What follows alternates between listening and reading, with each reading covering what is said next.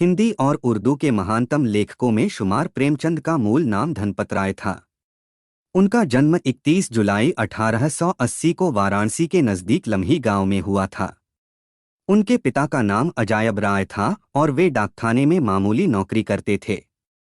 वे जब सिर्फ 8 साल के थे तब मां का निधन हो गया। उनके पिता ने दूसरा विवाह कर लिया, लेकिन वे मां के प्यार और वात्सल्य से महरूम रहे। प्रेमचंद का जीवन बहुत अभाव में बीता। जब उनकी उम्र महज 15 साल थी तो पिता अजायब राय ने उनकी शादी उम्र में बड़ी लड़की से करा दी। शादी के 1 साल बाद पिता का निधन हो गया और अचानक ही उनके सिर 5 लोगों की गृहस्थी और खर्च का बोझ आ गया।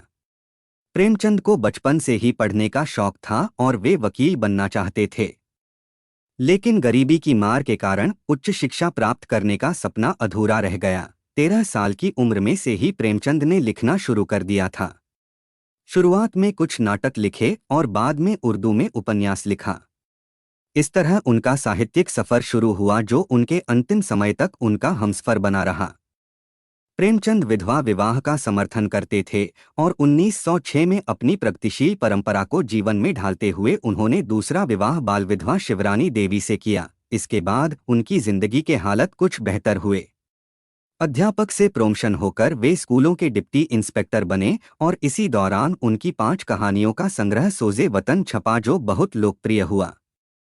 उन्होंने जनता के शोषण, दुख, दर्द और उत्पीड़न को बहुत बारीकी से महसूस किया और उसे लिखा, लेकिन अंग्रेजी हुकूमत को ये गवारा नहीं था।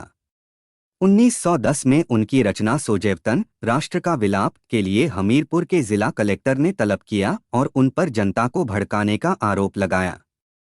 उस समय वे नवाब राय के नाम से लिखते थे।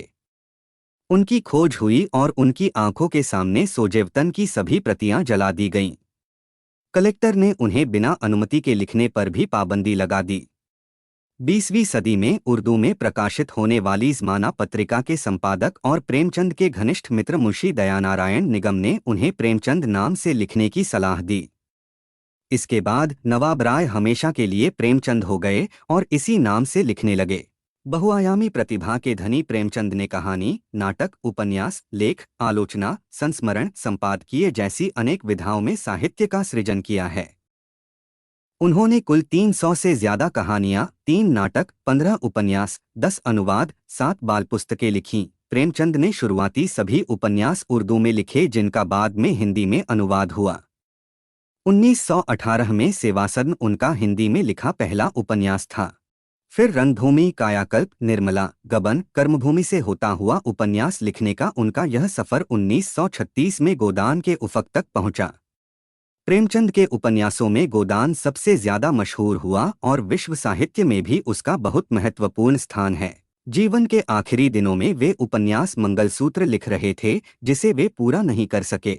लंबी बीमारी के बाद 8 अक्टूबर 1936 में उन्होंने आखिरी सांसें लीं। प्रेमचंद अपने उपन्यासों में भारतीय ग्रामीण जीवन को केंद्र में रखते थे। प्रेमचंद ने हिंदी उपन्यास को जिस ऊंचाई तक पहुंचाया, वो आने वाली पीढ़ियों के उपन्यासकारों के लिए एक चुनौती बनी रही।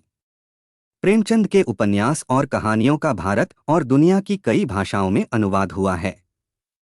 प्रेमचंद हिंदी साहित्य में एक मील का पत्थर हैं और बने रहेंगे।